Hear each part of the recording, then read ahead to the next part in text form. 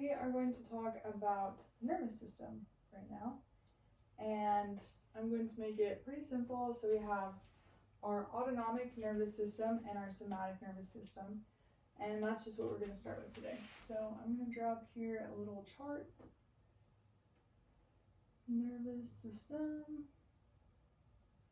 And this is the way that our body reacts to different things that are going on outside of our body and inside. Okay, so our nervous system consists of our somatic,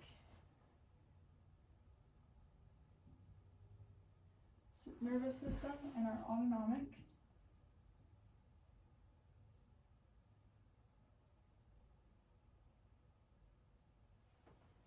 And our somatic nervous system is going to be things that are like motor sensory. So these are things that have to do with your skeletal muscle.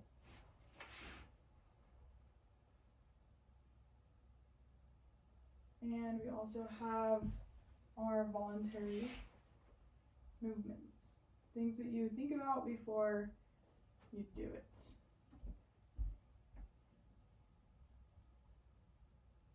So if I were to be flexing my bicep, that would be an example of somatic nervous system. And the last thing is it only takes one neuron.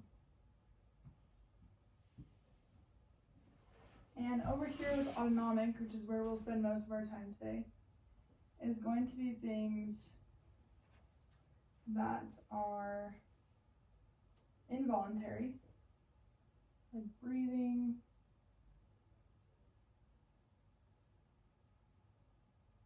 it's going to be taking two neurons and the presynaptic portion is myelinated.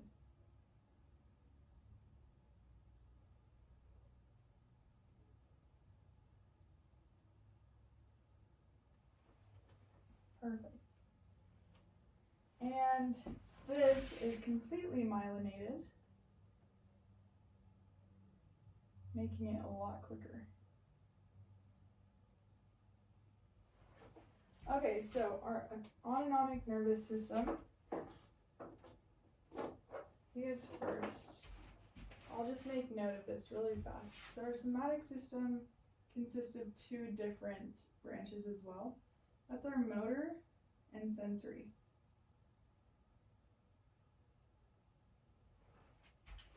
But we'll talk about that next week a little bit more. So over here in autonomic nervous system, we have our sympathetic nervous system and our parasympathetic nervous system.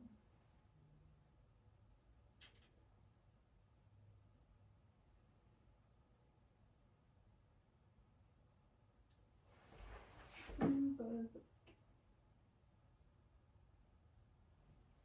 So our sympathetic nervous system, you would think that sympathetic meaning that you care, it's loving, everything, good, nice, warm feelings, but it's actually the complete opposite.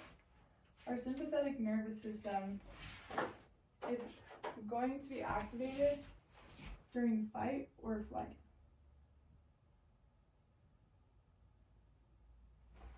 And our parasympathetic nervous system is going to be activated through things like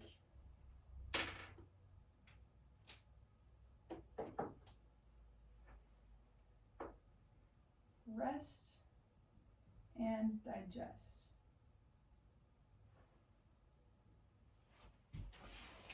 And this is going to be things, our parasympathetic nervous system, 80% of that happens in the vagus nerve.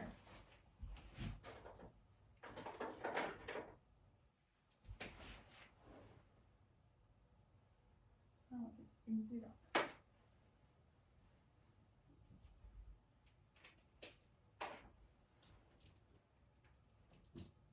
Vagus nerve.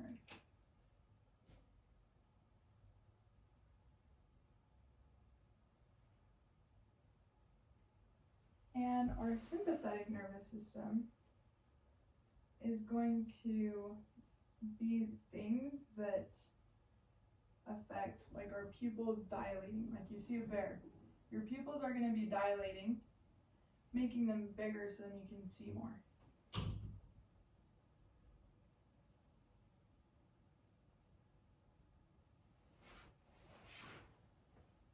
And here your pupils would actually constrict.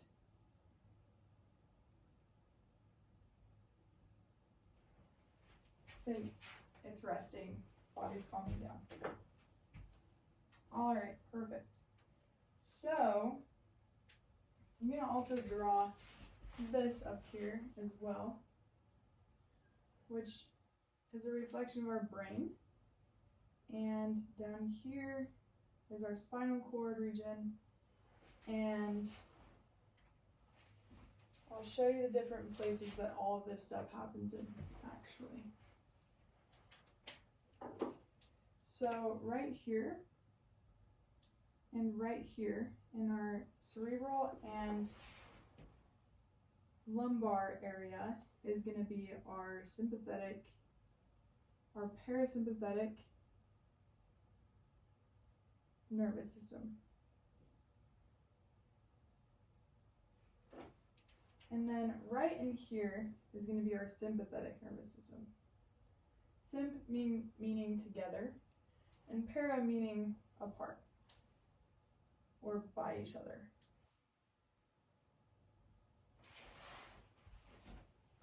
So this parasympathetic region is going to be in the, we call it the cerebral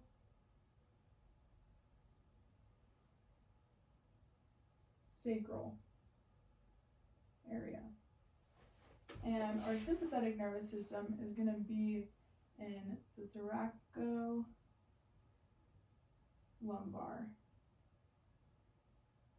region. And then we also have a chart that I'm going to be pulling up. Okay, so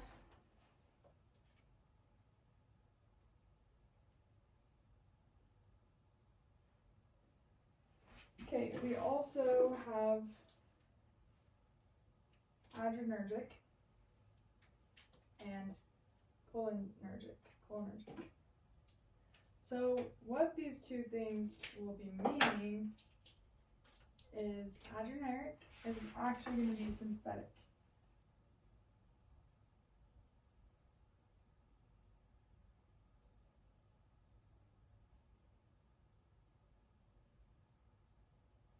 And cholinergic is going to be our parasympathetic region. Now, adrenergic is going to be receptors like beta and alpha. And cholinergic is going to be receptors like nicotinic,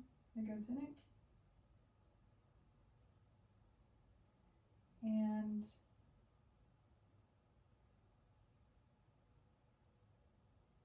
muscarinic.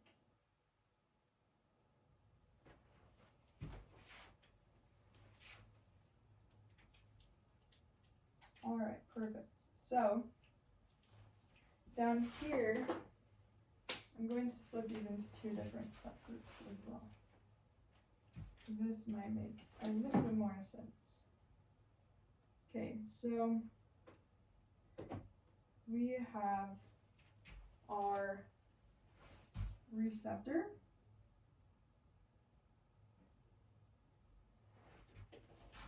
our neurotransmitter,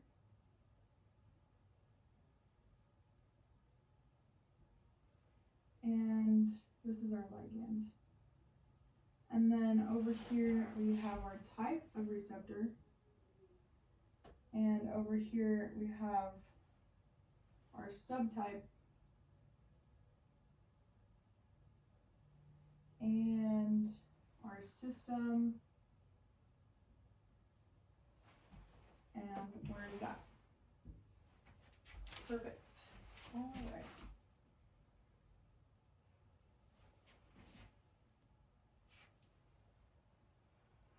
And we'll do this. All right, so for our receptor, we have our receptor classes of adrenergic,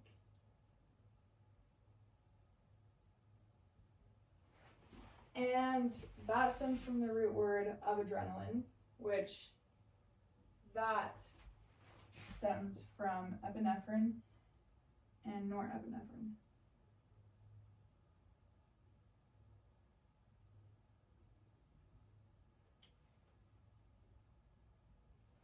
And then we have our G protein that makes this possible.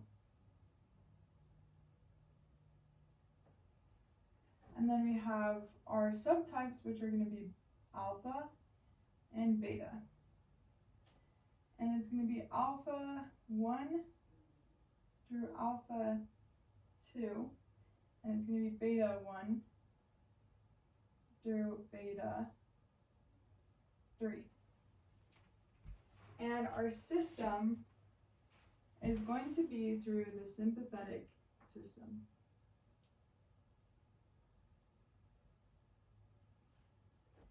And this will be relaying fight or flight. And it will be in the area of the alpha receptor will be things like vasoconstriction and pupil dilation.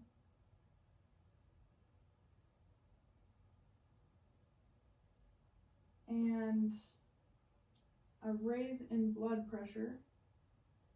And beta will be things like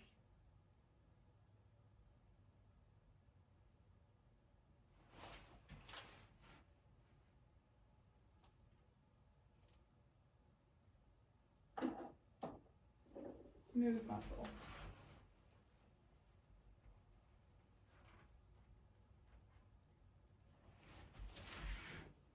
All right, perfect. So now we have our cholinergic.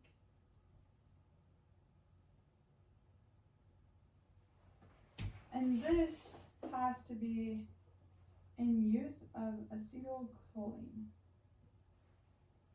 And that's going to be used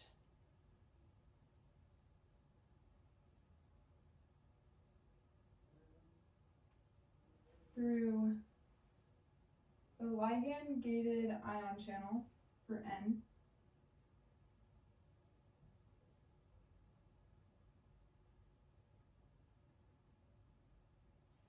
and M is going to be used through the G protein.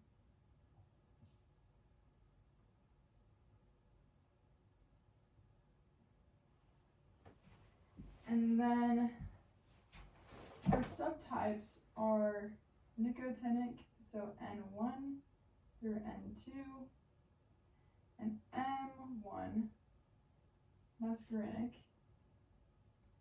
and that's through M5. And then this is going to be our parasympathetic nervous system. Parasympathetic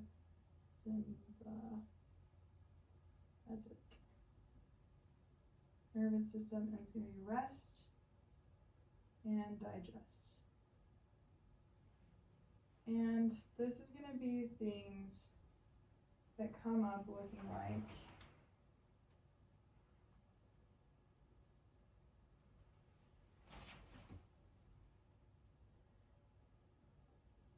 vasodilation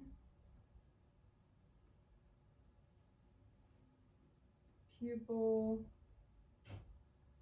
constriction and lowered blood pressure.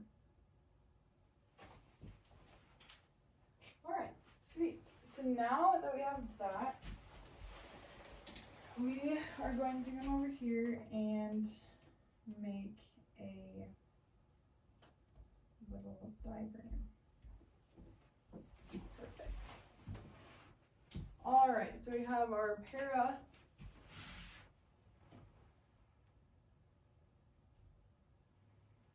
sympathetic nervous system and our sympathetic nervous system. And we'll have our receptor,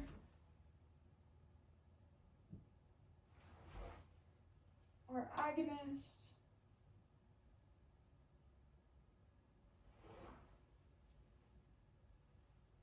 our second, and our organ. Perfect. And these are what we're going to go through for each one of these. Receptor, agonist, and second mess, your organ.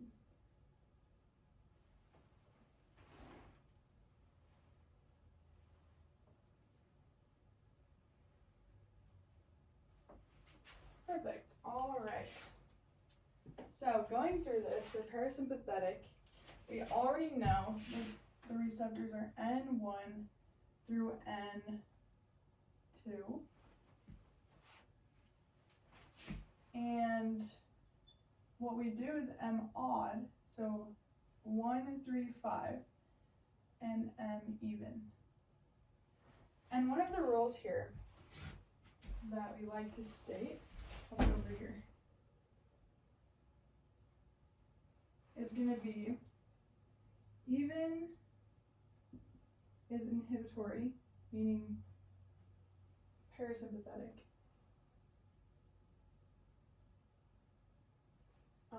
Meaning parasympathetic and even.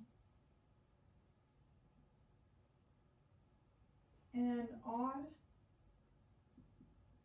is excitatory. Okay, so, and then this is also, we can also put one more thing in here. This is going to raise camp levels and lower camp levels. Okay, perfect. So now knowing that, we have our acetylcholine.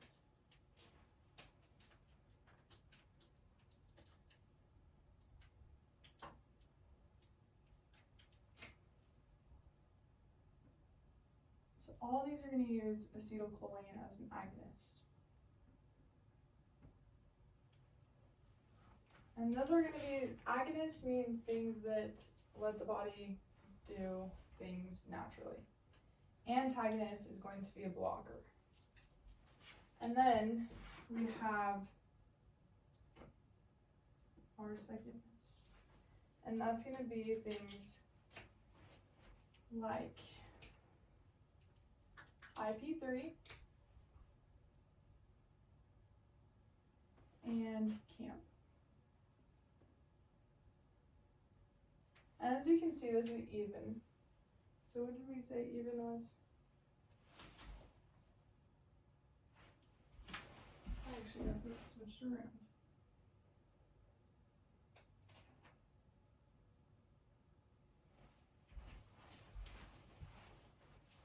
So what's going to happen here is we see a decrease in our CAMP and an increase in our IP3. And that's going to lead to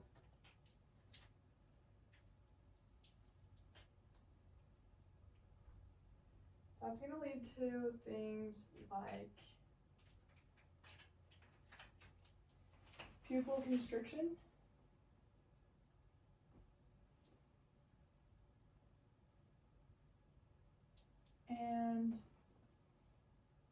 as well as bronchoconstriction, and our heart is going to be right here.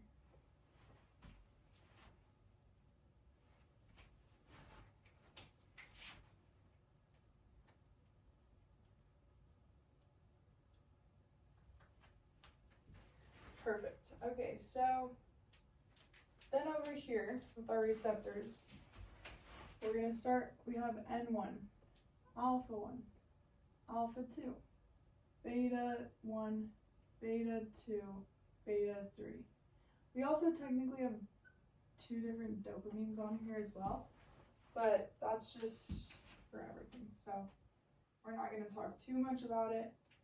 And then we know that N1 is going to be cholinergic, so it's going to have ACH, acetylcholine. And then we also have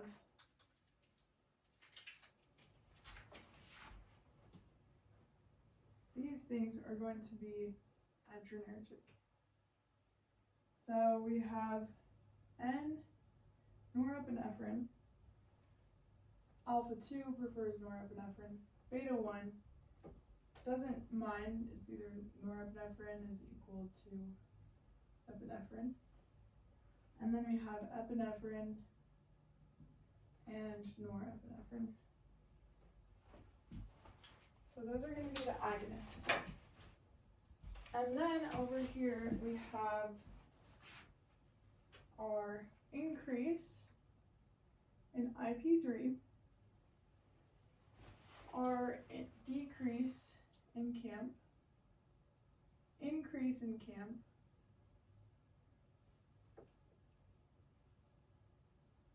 increase in CAMP, and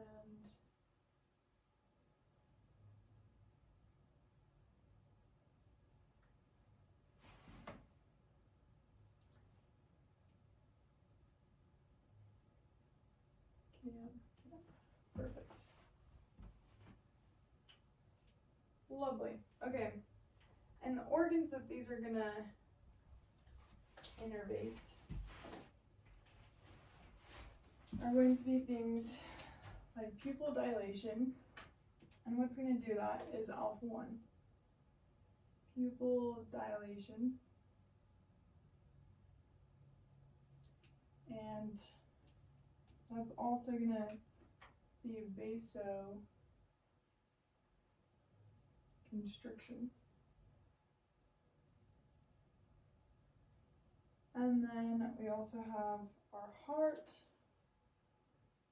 for B2, B1. And then B2 is gonna be things like our lungs, which is bronchoconstriction.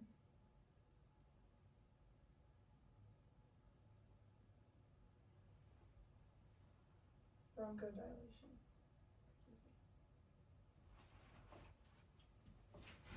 And before I end things, we're also just going to go really quick through what this looks like. So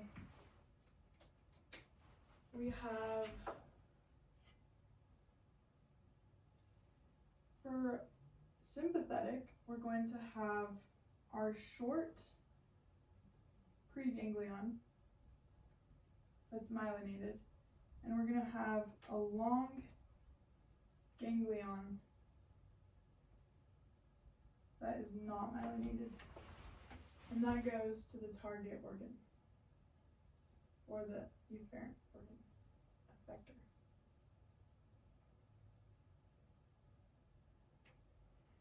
And we'll do that again. Short.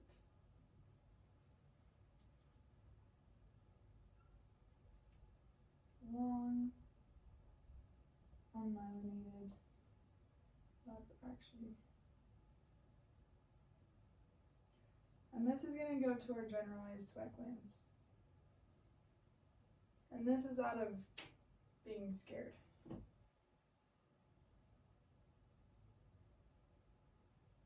And then we have just one right here.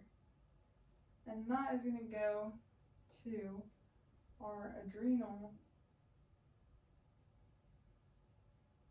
medulla, and blood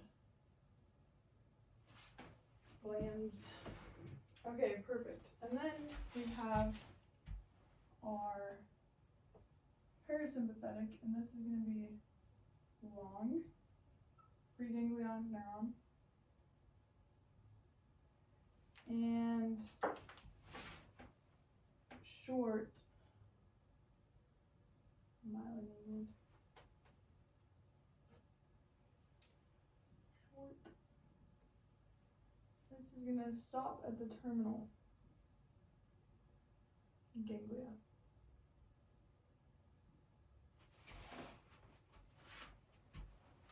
Perfect, and this is going to reach over to all of those other places as well.